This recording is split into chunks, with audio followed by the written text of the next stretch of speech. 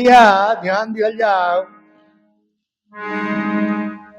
आज का परिवेश में, आज का युग में देवता लोग का स्वयं अब हमनी से कहे के पड़ता, हमनी मने व्यास लोग से कहे के पड़ता। गणेश भगवान व्यास लोग के इकट्ठा करके कहतन जे बाबू सुनो लोगी,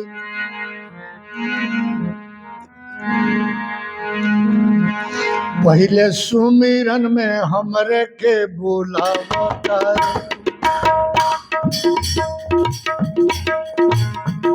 पहले सुमिरन में हमरे के बुलावता, व्यास गद्दी पर हमके बैठावता, फिर हमारे करे न जय जयकार, जनता में सोच फिर हमारे करे न जय जयकार,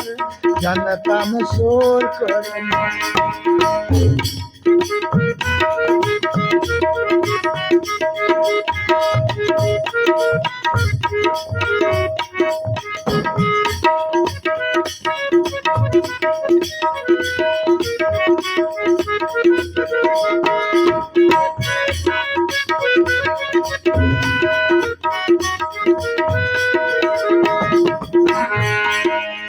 भाई देखिए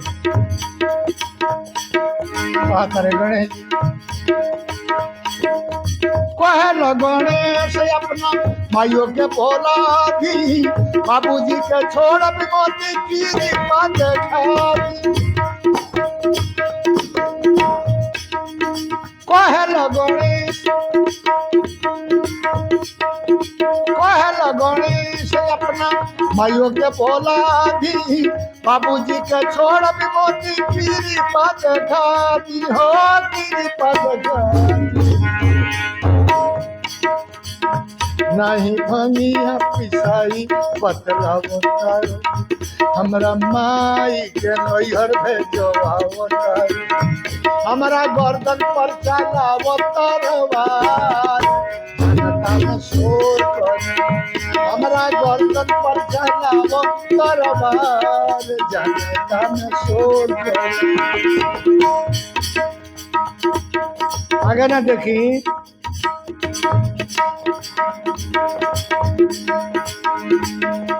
जिनसे ढीला करो तारो डाल कटवाई के, जिनसे ढीला करो तारो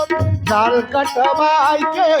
फाड़ी के तिरंगा खा लो बोढ़नी गिराई के, ओ बोढ़नी गिराई के। उठ के बाबूजी तो चोल गई खिसियाई, उठ के बाबूजी तो चोल गई खिसियाई, माई लाल लाल आँख हमके दिखलाई, कहला बाबूजी के टाई पर सिंगार, जनता में शोर कर, कहला बाबूजी के टाई पर सिंगार, जनता में शोर कर। पहले सुमिरन में हमरे के बुलावता, हमरा व्यास गद्दी पर हमके बैठावता, फिर हमारे करे न जय जयकार, जनता में शोर करे। आई देखी